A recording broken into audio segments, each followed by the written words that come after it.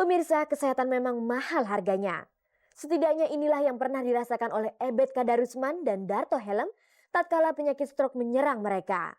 Akibat penyakit itu, baik Darto maupun Kang Ebet sempat menderita kelumpuhan. Kang Ebet sendiri mengalami serangan penyakit mematikan itu secara mendadak. Pria paruh baya yang dikenal sebagai pembawa acara dan penyiar radio ini terserang stroke sekitar bulan Juli tahun 2001 lalu.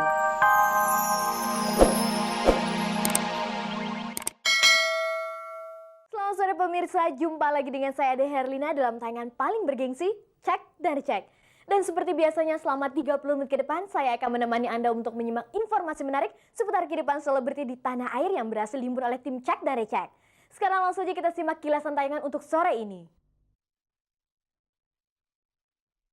Pemirsa, di awal jumpa kita kali ini, kita simak kisah sejumlah artis parubaya dan artis gaib yang akhirnya bercerai setelah perkawinan mereka memasuki usia tua.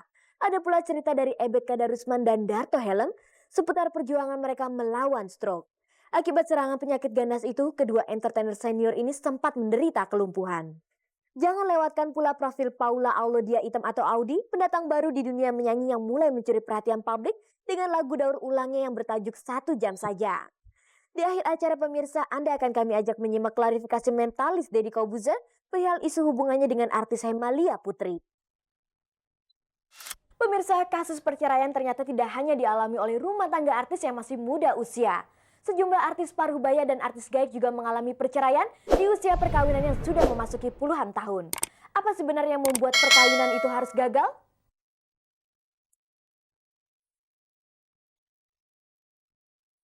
Pemirsa, perceraian di kalangan artis agaknya sudah menjadi fenomena menarik dewasa ini.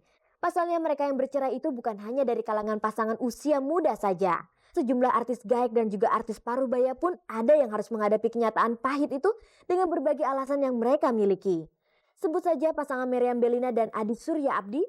Kedua artis parubaya ini akhirnya bercerai setelah mereka dikaruniai 3 orang anak. Selain mereka, perceraian juga melanda rumah tangga artis parubaya dan artis gaib lainnya. Di antaranya pasangan Marini dan Idris Sardi, pasangan Rita Sugiarto dan Zaki Zima, serta pasangan Ana Tairas dan Renold Pangabean. Bagi Marini, ini adalah perceraian untuk ketiga kalinya selama hidupnya. Khusus pasangan Ana Tairas dan Renold Pangabean, isu perceraian mereka sebenarnya sudah terdengar 2 tahun yang lalu. Namun hingga sekarang pengadilan agama yang mengadili mereka belum memutuskan apakah mengabulkan gugatan artis cantik itu atau tidak. Menyusul perceraian para artis parubaya itu, Uke Oktarina istri Farouk Avero juga dikabarkan menuntut cerai aktor senior yang banyak membintangi film layar lebar itu. Kabarnya perceraian itu dipicu oleh sikap Farouk yang kerap kasar terhadap istrinya Oktarina. Meski begitu, Farouk yang dalam hal ini diwakili oleh pengacaranya Titin Esa menolak bahwa dirinya telah bersikap kasar atau menganiaya istrinya. Tapi apapun alasan Farouk, sang istri agaknya bersikeras untuk tetap menggugat bercerai. Pemirsa, meski diakui bahwa perceraian tidak pernah memandang usia perkawinan sebuah pasangan, namun tetap saja perceraian para pasangan artis gaib itu menjadi gejala yang menarik untuk diketahui. Kalau boleh tahu apa sebenarnya pemicu utama perceraian itu? Simak penuturan mereka berikut ini. Waktu itu memang kita ribut besar ya. Jadi di situ saya menerima pengancaman ya untuk dibunuh lah apa gitu. Itu saya rasa itu cuman emosi kita waktu itu gitu. Tapi setelah saya pikir-pikir sekarang memang susah ya 2 pribadi dijadi satu dan kita tidak bisa menghilangkan karakter kita masing-masing. Ini sudah takdir gitu. Yang paling penting adalah ke depannya.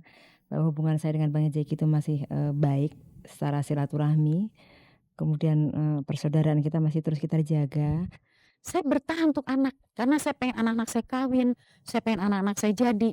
Terus apa? Apa mereka pikir anak itu selamat? Belum tentu, Mbak. Orang tua yang mempertahankan perkawinan tapi sebetulnya nggak harmonis, itu juga bisa menghancurkan jiwa si anak.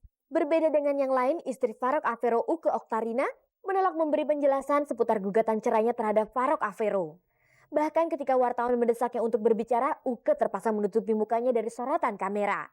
Meski begitu, ia sempat berkomentar walaupun hanya sekilas. Ini masalahnya memang masalah yang memang sudah biasa orang hadapi. Jadi bukan masalah seakan-akan public figure menghadapi ini, enggak. Ini masalah hal yang biasa, tiap manusia juga menghadapi hal ini. Seperti halnya Uke Oktarina, Kuasa hukumnya pun enggan menjawab pertanyaan wartawan mengenai perceraian kliennya. Itu semuanya sebetulnya sudah saya sampaikan di hakim ya. Nanti bisa aja. Kita belum. Ya nanti saudara kan bisa mencari sumber, kan tidak hanya dari saya aja. Apakah mungkin perceraian itu juga dipicu oleh adanya orang ketiga? Loh, nggak ada orang ketiga. Ya sudah takdir aja, memang sudah waktunya, jodoh itu udah sampai di situ gitu. Kalau dari saya enggak, karena saya menekuni agama saya ya, saya sudah melayani Tuhan dan saya sudah bilang sama dia berkali-kali, saya bukan takut sama manusia, sama kamu juga saya enggak takut ya, saya cuma takut sama Tuhan. Pasti ada. Tapi salah siapa, Mbak? Kalau sampai ada orang ketiga berarti kan ada yang nggak beres.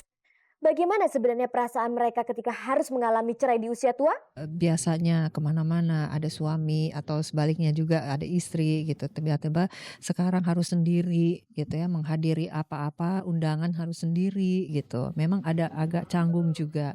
Saya rasa nggak ada satupun pasangan yang menikah dengan berharap akan bercerai, nggak mungkin.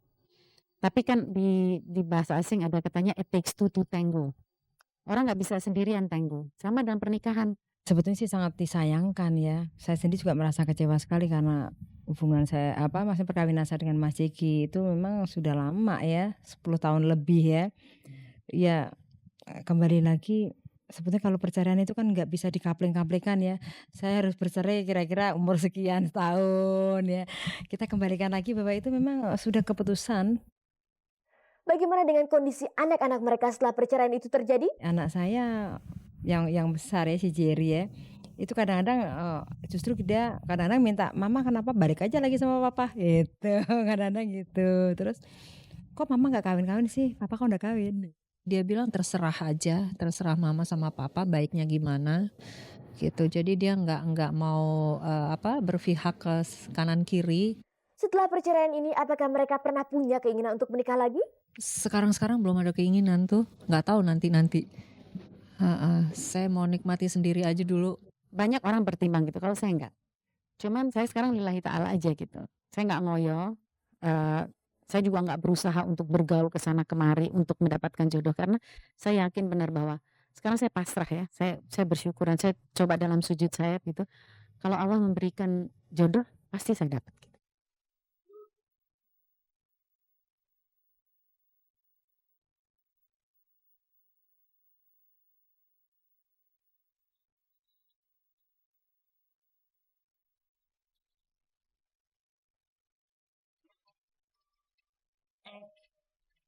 Pemirsa, penderitaan yang dialami Ebet Kadarusman dan Darto Helm akibat serangan stroke sempat membuat keduanya putus asa.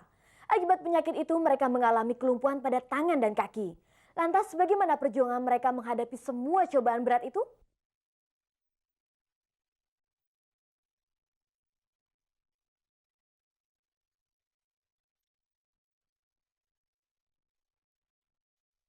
Pemirsa, kesehatan memang mahal harganya.